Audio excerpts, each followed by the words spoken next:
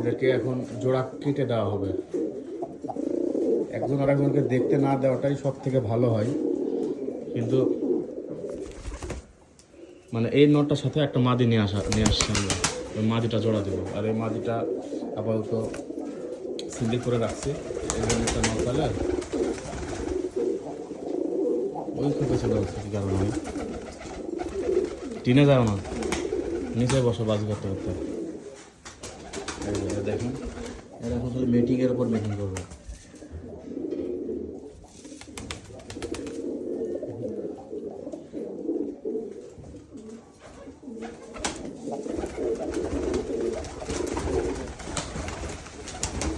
এই কবুতরগুলো কে কে পছন্দ করে অবশ্যই কমেন্টে জানাবেন।